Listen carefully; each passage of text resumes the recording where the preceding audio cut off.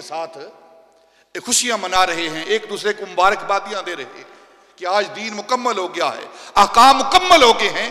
سارے کے سارے صحابہ خوش ہیں. ایک ہستی ہے جو رو رہی ہے، غم زدہ ہے. وہ سیدنا ابوبکر صدیق کی غم ذات ہے جو رو رہے ہیں اس آیت کے اترنے پر.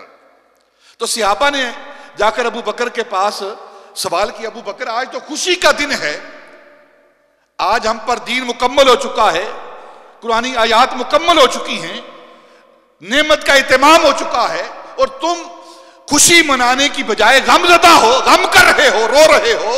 تو آپ نے فرمایا تمہیں نہیں پتا، تم نہیں علم رکھتے کہ اس جو بظاہر خوشی ہے اس کے پیچھے کتنا بڑا غم کا پہاڑ آنے والا ہے. اور علماء لکھتے ہیں کہ صحابہ میں سب سے زیادہ قرآن کا علم رکھنے والے وہ حضرت ابو بکر صدیق کی ذات ہے. سب سے زیادہ عالم سارے صحابہ میں، سب سے زیادہ علم رکھنے والی ذات، دین کی معرفت رکھنے والی ذات، قرآن کا علم رکھنے والی ذات، سب سے زیادہ وہ سیدنا ابو بکر صدیق کی ذات ہے. یہی وجہ ہے کہ سارے صحابہ خوش ہو رہے ہیں اور سیدنا ابو بکر صدیق رو رہے ہیں، کیونکہ جو علم ابو بکر کو ہے کسی دوسرے کو نہیں ہے. تو فرمایا کہ تم جو خوشیاں منا رہے ہو اس ظاہری خوشی کے پیچھے ایک بہت بڑا غم ہے. اور وہ غم کیا ہے؟ جب دین مکمل ہو چکا ہے، جب نعمت تمام ہو چکی ہے، تو اب پھر ہمارے آقا مولا ہم سے جدا ہونے والے ہیں. یہ وہ راز تھا جو سوائے ابو بکر کے کسی اور کے علم میں نہیں تھا. نبی پاک واپس لوٹ آئے اور سفر کا مہینہ جو ہے وہ اس کا جو 15 14 15 16 سفر 11 ہجری محرم سے آغاز ہوتا ہے اسلامی سال کا، اور دوسرا مہینہ نبی پاک صلی اللہ علیہ وسلم بیمار ہو گئے آ کر، کیونکہ اعلان ہو چکے تھے سارے، اور بہت ساری احادیث اس پر موجود ہیں. آپ آ کر بیمار ہوئے سفر کے مہینے کے اندر اور بیمار رہے. 29 30 سفر یا یکم ربیع الاول. امت کی اکثریت اس بات پر متفق ہے سوائے 2-4 لوگوں کے، اکثریت ساری ایک طرف ہے. علم العادات رکھنے والے، سنوں کا علم رکھنے والے، تاریخ دان، سیرت رکھنے والے، سارے کے سارے اس بات پر متفق ہیں کہ نبی پاک صلی اللہ علیہ وسلم کا وصال مبارک وہ سفر کے آخری دن ہیں، 28 29 یا 30 یا یکم ربیع الاول. یہ 12 ربیع الاول ڈنگوسلہ ہے صرف، باقی کوئی بات نہیں، تحقیق نہیں ہے اس پر، صرف ضد کے طور پر، کیونکہ مسلمان 12 ربیع الاول کو ولادت کا جشن مناتے ہیں، لہذا امت کے اندر رکھنا پیدا کیا جائے اور غم شمار کیا جائے کہ اس دن نبی پاک کا وصال ہے. اور پھر تانا دیا جاتا ہے یہ کیسے مسلمان ہیں جس دن نبی پاک کا وصال ہوا ہے اس دن یہ خوشیاں منا رہے ہیں. وصال ہے ہی نہیں، اور اگر وصال ہو بھی نا اس دن تو غم وہ کرے جس کا نبی مر گیا ہے، غم وہ کرے جس کا نبی مر گیا ہے. ہمارا نبی تو آج بھی زندہ ہے، آج بھی زندہ ہے. حیاتی خیر لکم و مماتی خیر لکم. نبی پاک نے اعلان کر دیا ہے میرا زندہ رہنا بھی تمہارے لیے بہتر ہے اور اس دنیا سے جانا بھی تمہارے لیے بہتر ہے. اور آپ کا وصال ہوا ہے. یہ وہ ایام تھے 15 سفر 14 سفر سے لے کر 29 30 یا یکم ربیع الاول تک جو بیماری کے ایام تھے. سخت بیمار، بخار تھا آپ کو نبی پاک کو، اور سر درد ہوتی تھی آپ کو. اور بخار کی کیفیت کیا تھی؟ اگر آپ سیرت کی کتابوں کا مطالعہ کریں کہ نبی پاک صلی اللہ علیہ وسلم کو اس انداز کا بخار تھا ان دنوں میں کہ اگر گیلا کپڑا، گیلی چادر گیلی کر کے نا آپ کے جسم اقدس پر ڈالی جاتی تھی تو چشم زدن کے اندر تھوڑی دیر کے بعد وہ چادر سوکھ جاتی تھی. اتنی گرمی اور حرارت آپ کے جسم سے نکلتی تھی. یہ وہ ایام تھے. اور جتنا عرصہ طبیعت حاضر رہی، جسم کے اندر طاقت رہی، آپ خود نبی پاک صلی اللہ علیہ وسلم جا کر نماز پڑھاتے رہے.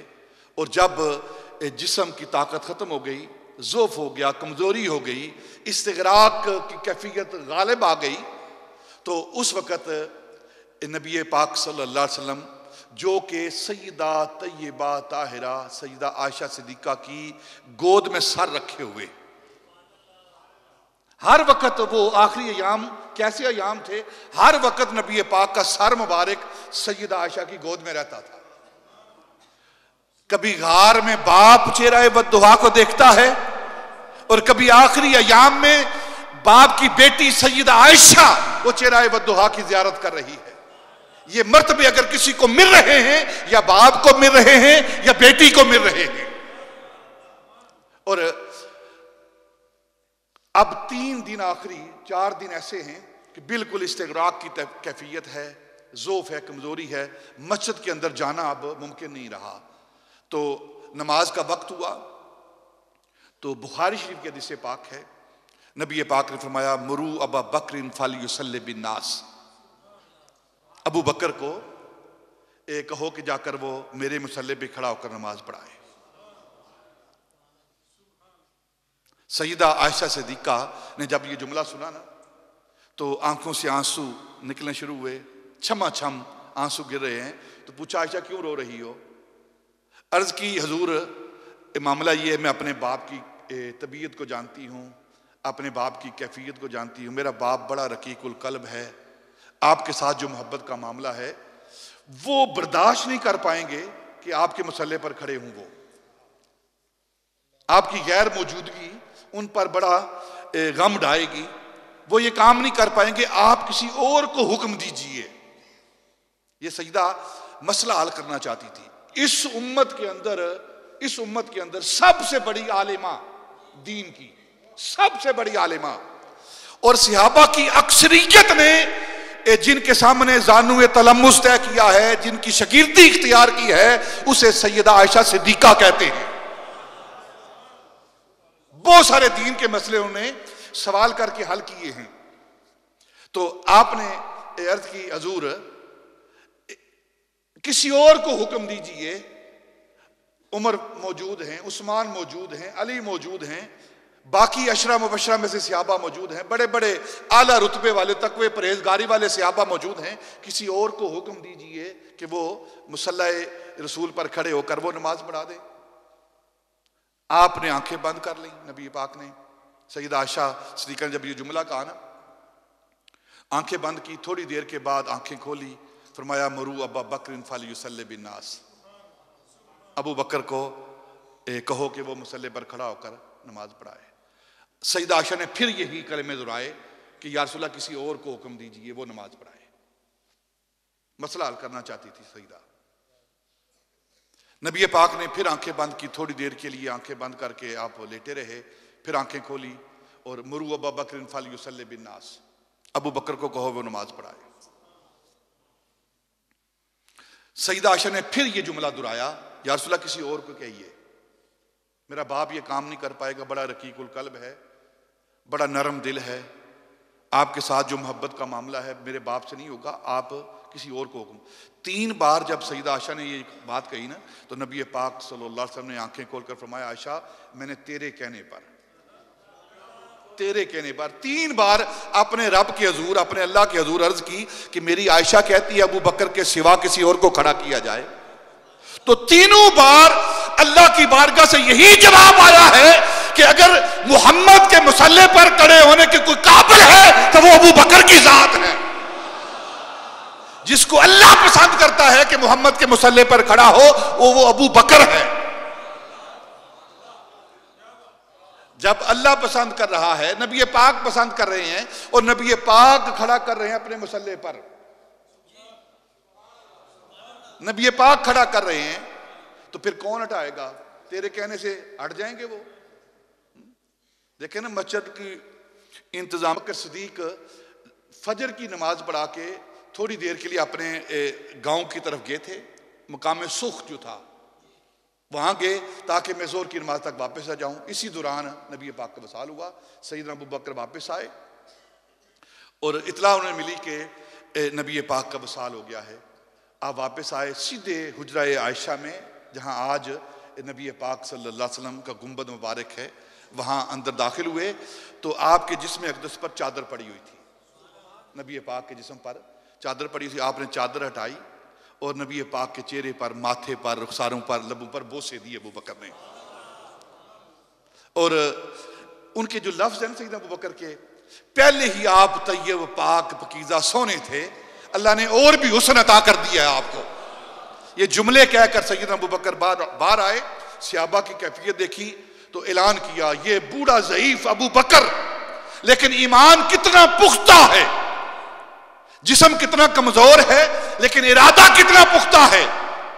یہ واحد ابو بکر ہے اس وقت جو پوری صاف کی حالت میں، ہوش کی حالت میں تھے. یہ جو نقشبندی سلسلہ ہے صاف والا سلسلہ ہے، ہوش والا سلسلہ ہے. یہاں سکر نہیں ہے، یہاں سکر نہیں ہے، وہاں صاف ہے، ہوش ہے. ایسے حالات میں بھی جب پوری تجلی پڑتی ہے تو نقشبندی پھر بھی ہوش میں رہتے ہیں. کیوں؟ اس لیے کہ فیض ابو بکر سے مل رہا ہے. اور پھر ابو بکر نے آ کر اعلان کیا، من کان یعبد محمدا فقد مات محمد ومن یعبد اللہ فإنہ حی. سنو، جو محمد کی عبادت کرتا تھا نا، اسے جان لینا چاہیے کہ محمد کا وصال ہو گیا ہے صلی اللہ علیہ وسلم. اور جو اللہ کی عبادت کرتا ہے تو پھر جان لو اللہ زندہ ہے، حی ہے، قیوم ہے. ما محمد اللہ رسول قد خلت، یہ آیت پڑھی تو سیدنا عمر فاروق کہتے ہیں کہ ان کی اس جملے کے بعد آیت جو ہم نے سنی تو ایسے محسوس ہوا کہ پہلی مرتبہ یہ آیت ہم نازل ہو رہی ہے اور ہم پہلی مرتبہ سن رہے ہیں. یہ وہ ہوش و حواس والی کیفیت اگر کسی کو حاصل ہے اس غم کے وقت میں بھی تو وہ واحد سیدنا ابوبکر صدیق کی ذات ہے. کیونکہ جو امت کا رہنما ہوتا ہے، جو قائد ہوتا ہے، جسے آگے منصب پر بیٹھنا ہوتا ہے، اسے ہوش مند ہونا چاہیے، ہوش مند ہونا چاہیے. وہی سربراہی کے لائق ہوتا ہے جس کی عقل شعور کام کرتا ہو. اور بدقسمتی ہماری ہے، ہمیں جو بھی ملتا ہے مدہوش ملتا ہے، نشے کی حالت میں ملتا ہے، ہمیں جو بھی ملتا ہے. تو قوم کی کیا رہنمائی کریں گے یہ لوگ؟ تو سیدنا ابوبکر صدیق رضی اللہ تعالیٰ عنہ آپ نے اعلان کیا کہ جو اللہ کی عبادت کرتا ہے تو پھر اسے جان لینا چاہیے کہ اللہ ہمارا زندہ ہے. اور اگر کوئی نبی پاک کی عبادت کرتا تھا تو وہ سن لے محمد کا وصال ہو چکا ہے. یہ جملے کے بعد اب کیفیت کیا ہے؟ دن بدن سیدنا ابوبکر صدیق رضی اللہ تعالیٰ عنہ آپ خلافت پر بیٹھے اور دن بدن آپ کا پہلے جسم کمزور تھا. ان کی کیفیت کیا تھی؟ اگر ان کی آپ کی سیرت کا مطالعہ کریں، یہ جو گال چپکے ہوئے تھے، اور سب سے بہترین خطیب نبی پاک کی امت میں ابوبکر صدیق تھے. پڑھیں خطابت کے حوالے سے فصاحت و بلاغت، علم الانصاب کا سب سے زیادہ علم رکھنے والے ابوبکر صدیق تھے. قرآن کے سارے رازوں کو سب سے زیادہ جاننے والے ابوبکر صدیق تھے. نبی پاک صلی اللہ علیہ وسلم کے سارے رموز کو سب سے زیادہ جاننے والے ابوبکر صدیق تھے. اور سیرت کی کتابوں میں آتا ہے کہ جب نبی پاک کوئی راز کی بات کرنا چاہتے نا تو باقی صحابہ بھی موجود ہوتے، تو اب ان کی موجودگی میں نہ انہیں اٹھاتے تھے، لیکن ابو بکر سے راز کی بات کرتے تھے تو سیرت کی کتابوں میں آتا ہے کسی اور زبان میں،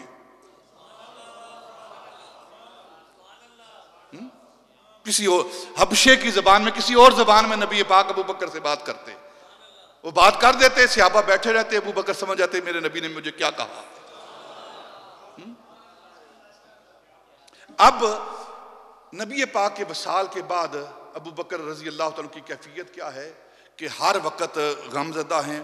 اور ان کے جسمانی کیفیت کیا ہے؟ پہلے ہی بہت کمزور تھے، اور آپ کے جو کولے مبارک تھے نا یہ اتنے ساتھ لگے ہوئے تھے کمر کے ساتھ کہ جو تہمت باندھتے تھے نا تہمت کھڑا نہیں ہوتا تھا، بار بار نیچے گرتا تھا. اور یہی وجہ ہے کہ نبی پاک نے فرمایا کہ جس کا بھی تہمت، جس کا بھی کپڑا زمین پر، جسے اسبال کہتے ہیں، جس کا بھی کپڑا زمین پر گرے گا اپنے کپڑے کو سنبھال کر رکھے، ورنہ اسبال سمیت، اپنے کپڑے سمیت وہ جہنم میں جائے گا، سوائے ابو بکر کے، سوائے ابو بکر کے.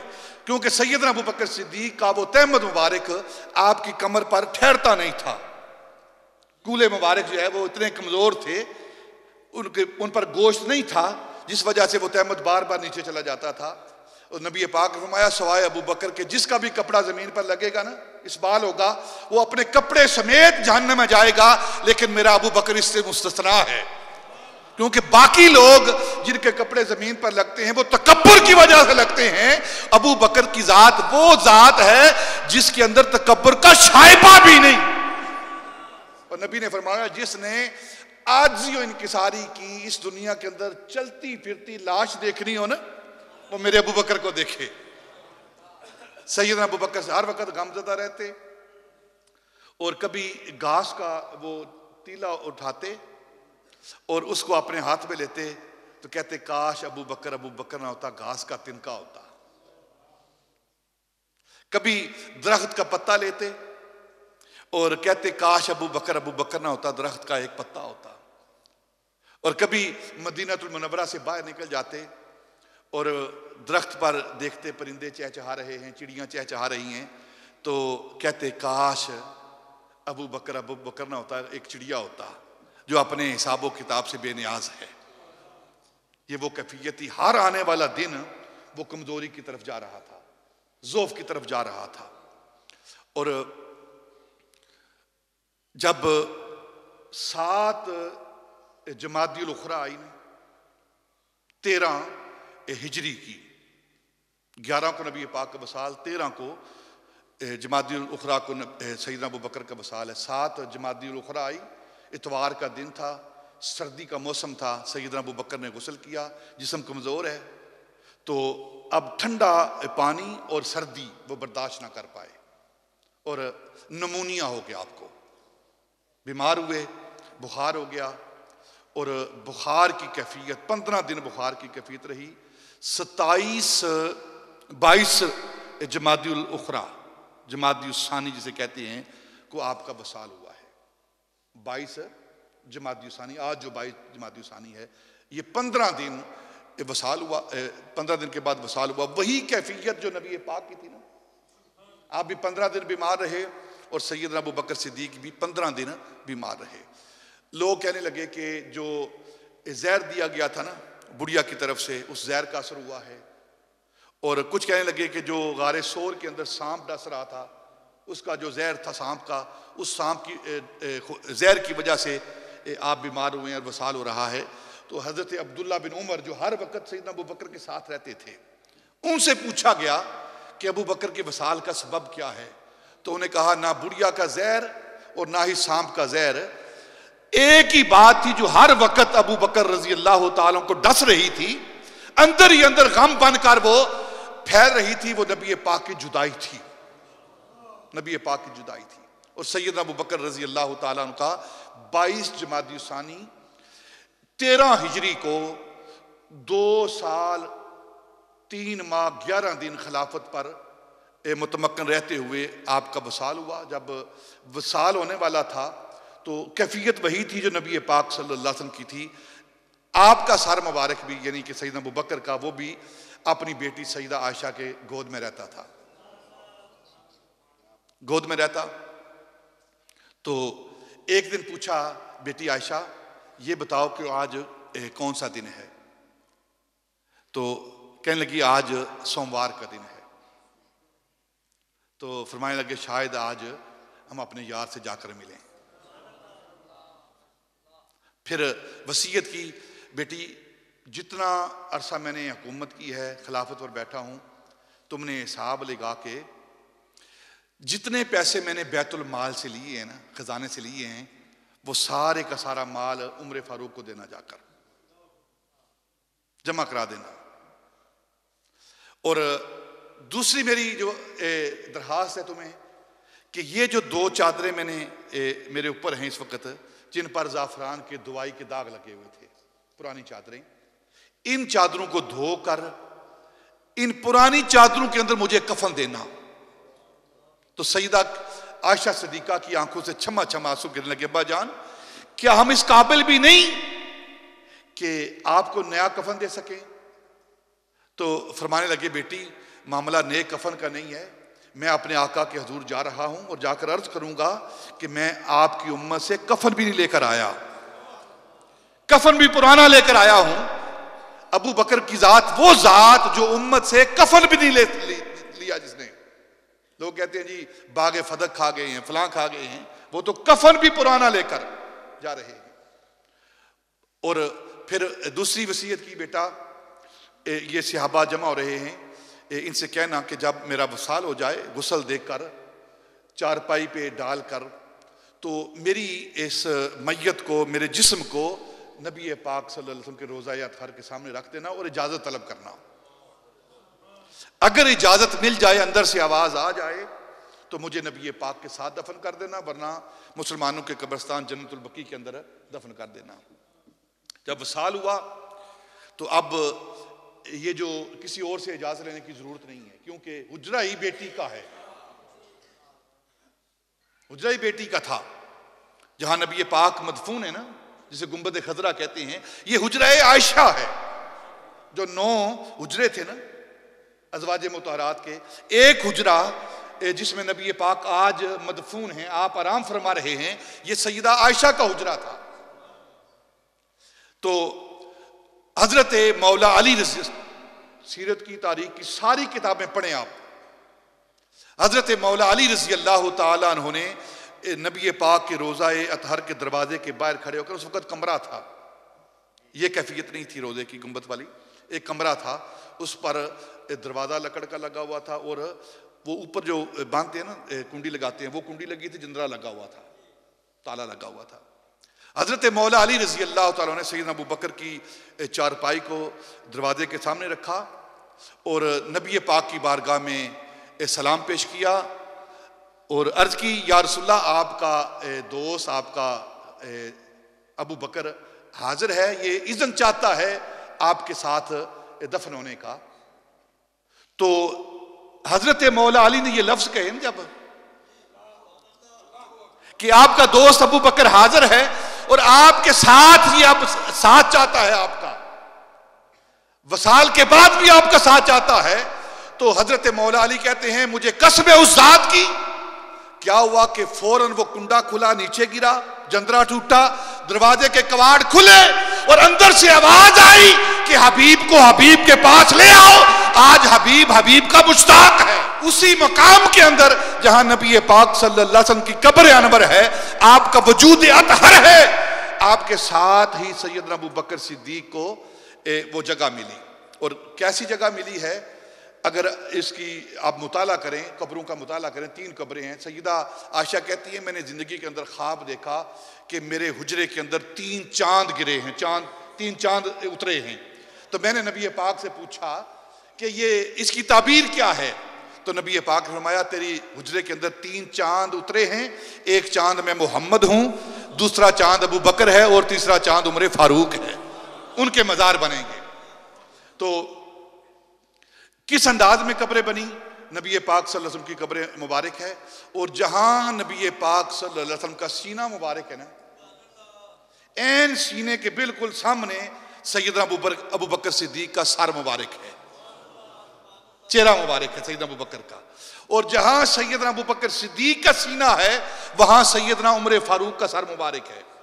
یعنی کیا مطلب ہے اس بات کا کہ آج بھی بغیر کسی واسطے کے بلا فصل جو سینہ مصطفیٰ سے فیض لے رہا ہے اسے ابو بکر صدیق کہتے ہیں، اسے ابو بکر صدیق کہتے ہیں، بلا فصل، بغیر کسی واسطے کے۔ آج بھی جو سینہ علم رشرہ سے، ذات مصطفیٰ سے جو فیض لے رہی ہے ذات، اسے ابو بکر صدیق کہتے ہیں۔ اسے کہتے ہیں خلیفہ اول بلا فصل۔ ساری دلیلیں ایک طرف، کوئی کہے جی فلاں خلیفہ اول ہے، فلاں خلیفہ اول ہے، ساری دلیلیں ایک طرف، جو گراؤنڈ ریالٹی ہے اس کو کوئی رد نہیں کر سکتا۔ آج بھی بلا فصل، بغیر کسی حجاب کے، بغیر کسی پردے کے جو سینہ مصطفیٰ سے فیض لے رہا ہے اسے ابو بکر صدیق کہتے ہیں۔ اور جس کو بھی فیض ملے گا چاہے وہ عمر فاروق کی کیوں نہ ہوں، وہ ابو بکر کے وسیلے سے فیض لے گا۔ جس کو بھی فیض نبوت ملے گا وہ ابو بکر صدیق کے ذریعے سے ملے گا۔ اور یہ وہ جگہ ہے دونوں کا، تینوں کا خمیر بھی ایک، جو خمیر مصطفیٰ ہے نا وہی خمیر ابو بکر و عمر ہے، پہنچی وہیں پہ خاک جہاں کا خمیر تھا، تینوں کا خمیر ایک ہی تھا، ایک ہی خمیر سے گوندے گئے تھے یہ تینوں خمیر، خمیر محمدی، خمیر ابو بکر اور خمیر عمر شیخین کا، یہ تینوں کا خمیر ایک ہی تھا، اور یہی وجہ کہ آج ایک ہی مٹی کے اندر یہ تینوں مدفون ہیں۔ اور آخری جملہ کہتا ہوں حضرت امام زین العابدین کا۔ کسی نے پوچھا کہ شیخین کا مرتبہ اور مقام کیا ہے، عمر اور ابو بکر کا مرتبہ اور مقام کیا ہے آج؟ تو انہوں نے کہا حضرت امام زین العابدین نے کہ مجھ سے کیا پوچھتے ہو کہ ابو بکر کا، عمر کا مرتبہ اور مقام کیا ہے، آقا کے حضور ان کی قیمت کیا ہے، ان کا معاملہ کیا ہے، مجھ سے نہ پوچھو، جاؤ میرے نانے کے روزے کا دروازہ کھولو۔